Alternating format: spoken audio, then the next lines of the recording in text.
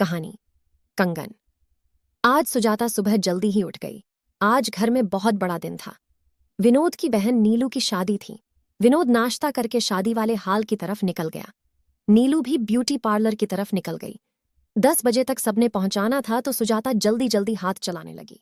2 साल की उसकी बिटिया तनु जब बार बार माँ को तैयार होने में देर कराने लगी तो सुजाता ने उसके हाथ में खिलौनों की टोकरी पकड़ाकर उसे बिस्तर पर बिठा दिया और स्वयं इत्मीनान से तैयार होने लगी।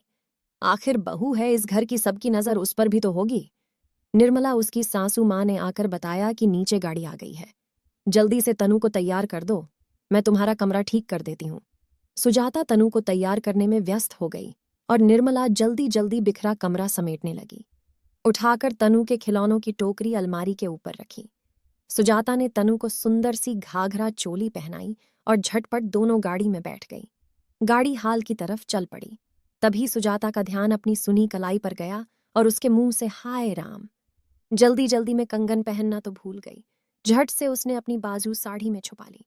सुजाता कंगन पहनना नहीं बल्कि वो कंगन पहनना भूल गई थी जो सब गहनों में सबसे जरूरी थे, जो इस घर की किसी परंपरा को संभाले हुए थे।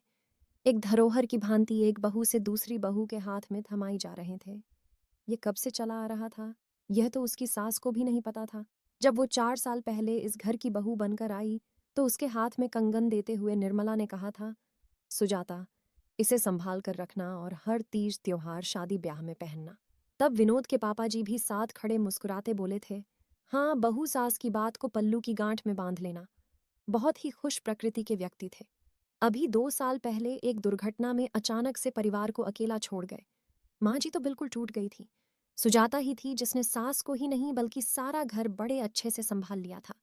जायदाद के नाम पर बस यही एक घर और नीलू की शादी के नाम का एक प्लाट खरीदा था, बस उससे ज्यादा कुछ नहीं छोड़कर गए थे। विनोद, जो कि अस्पताल में बतौर एक नर्स की नौकरी पर कार्यरत था। पापा के जाने के बाद विनोद के कंधों पर परिवार के अलावा बहन और माँ के खर्चों की भी जिम्मेदारी आ गई थी। मन से शायद इस जिम्मेदारी के लिए तैयार नहीं था तो गुस्सैल और चिड़चिड़ा सा हो गया था। सुजाता विनोद के गुस्से से बहुत डरती थी, इसलिए पूरी कोशिश करती थी कि विनोद तक कोई तनाव वाली बात ना ही जाए। एक सुघड़ और समझदार बहू के सभी फर्ज बड़े अच्छे से निभा रही थी। निर्मला भी सुजाता को बहुत प्यार सम्मान देती थी। शादी में पूरा समय सुजाता विनोद और निर्मला से अपनी कलाई छुपाती रही। शाम को शादी से निपट कर घर आकर जब वो अपने गहने डिब्बे में रखने लगी तो उसकी चीख निकल गई। कंगन डिब्बे में नहीं थे। 2 मिनट सुजाता जैसे पत्थर सी हो गई, फिर जल्दी से खुद को संभाल पागलों की तरह कंगन ढूंढने लगी। कंगन तो कहीं भी नहीं थे। अलमारी, बिस्तर, पलंग के नीचे, तनु की खिलौने की टोकरी, हर जगह निराशा ही हाथ लग रही थी। सुजाता ने झट से कमरे का दरवाजा बंद किया और फूट फूट कर रोने लगी। कंगन अच्छे खासे भारी थे। एक मध्य वर्गीय परिवार के लिए एक बहुत बड़ा आधार मुश्किल वक्त के सहारे जैसे थे। सुजाता ने अपनी प्यारी सहेली कोमल को फोन कर सारी बात बताई। उसने एक समझदार सहेली की तरह सलाह दी कि जाकर अपने पति और सास को सारी बात बता दो, वो सब मिलकर इस समस्या का हल निकाल सकते हैं। सुजाता विनोद को कैसे बताएं, वो तो अपने होंठों पर उसका जिक्र लाने से भी डर रही थी। मायके जाकर माँ से भी बात की तो माँ ने भी यही सलाह दी, परिवार की धरोहर खोई है तुमने, भले ही इसमें तुम्हारी गलती है या नहीं, लेकिन बताना तुम्हारा फर्ज है। दिन बीतते गए, राज यह सीने में दफ्तर उसे हर वक्त सालता रहा। शादी ब्याह त्योहारों पर कंगन भारी है, पहनने का मन नहीं कहकर सासू माँ को टालती रही। पति को बताने का कई बार मन भी किया, लेकिन उसके गुस्सा, चीखना, चिल्लाना, घर में क्लेश, ऐसा ख्याल आते ही उसने खुद को रोक लिया। इसी बीच सुजाता घर खर्च से बचने वाले पैसों को जोड़ने लगी। अपनी छोटी छोटी जरूरतों को मारने लगी, इच्छाओं को दबाने लगी, ये जानते हुए भी कंगन खरीदने भर की राशि वो कभी जुटा नहीं पाएगी। फिर भी एक आशा से खुद को बांधे वो सालों आगे निकल आई। बिटिया तनु 21 बरस की हुई तो अपने लिए इंजीनियर लड़का ढूंढ लाई। लड़का ऑस्ट्रेलिया जा रहा था और तनु शादी के बाद उसके साथ जाना चाहती थी। विनोद और सुजाता को घर बार सब अच्छा लगा तो महीने भर में तनु की विदाई की तैयारी शुरू कर दी। शादी के खर्चों के साथ साथ गहनों का भी इंतजार करना था। विनोद इस बड़े खर्चे के लिए अभी तैयार नहीं था। बिटिया ने शादी का फैसला उसकी योजना से कुछ पहले ले लिया था। माँ ने सलाह दी, बेटा तू चिंता मत कर, हम वो खदानी कंगन बेच देंगे, तुम्हारा तो कोई बेटा है नहीं जो आगे बहू आएगी। सुजाता ने जब यह सुना तो उसका शरीर कांपने लगा। बरसों से दबे राज का पर्दाफाश होने जा रहा था। गुनाह के कटघरे में सवालों की बौछार में खुद को देखने लगी। जल्दी कोमल को फोन किया कि घर आ जा, आज मुझे तेरी जरूरत है। जल्दी से जाकर जमा किए पैसे भी गिनने लगी। 40,000 ही जोड़ पाई थी।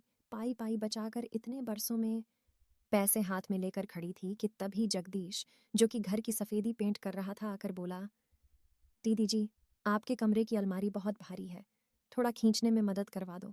सुजाता ने कहा, ठीक है, मैं आती हूँ। रुपये हाथ में दबाया सुजाता जगदीश की मदद करने आ गई। दोनों ने मिलकर जैसे ही अलमारी खिसकाई तो सुजाता के चेहरे पर हल्की सी मुस्कान आई। धूल और जाले से भरे नन्ही तनु के कुछ खिलौने अलमारी के पीछे बीच राह में अटके पड़े थे। शायद वो उस टोकरी से गिरे थे जो अक्सर वो ऊपर रखकर हाथ से धक्का देकर पीछे करते थे। जगदीश ने कहा, दीदी जी, आप अपना काम कर लीजिए, ये सब मैं साफ कर लूंगा। सुजाता रुपये उठाकर चलने लगी। जगदीश उठा उठाकर चीजें एक तरफ फेंकने लगा। एक थक की आवाज ने सुजाता के पैरों को रोक लिया। यह आवाज कहाँ से आई जगदीश? सुजाता ने चौकन्ना होकर पूछा। दीदी जी, यह कोई गहनों वाला पाउच है, यहां से आई। सुजाता को याद आया, इस पाउच के साथ अक्सर तनु खेलती रहती थी। माँ की तरह कुछ ना कुछ उसमें डालती रहती थी। सुजाता ने जैसे ही उस धूल से भरे पाउच को खोला तो आंखें उसकी फटी की फटी रह गईं। दोनों कंगन में आज भी वैसी ही चमक थी जो उसने 25 साल पहले देखी थी। कंगन हाथ में थे। सुजाता के विश्वास को यकीन नहीं आ रहा था। 2 साल की तनु जो उसके साथ बैठी खेल रही थी, उसने कब माँ के कंगन को उठाकर पाउच में डाल दिया और पाउच अलमारी के पीछे कहीं अटका रहा। कभी पीछे ध्यान ही नहीं गया। वो फूट फूट कर रोने लगी। उसका रोना सुनकर सभी भाग कर आ गए। विनोद ने जगदीश की तरफ देखा। वो भी असहाय सा देख रहा था।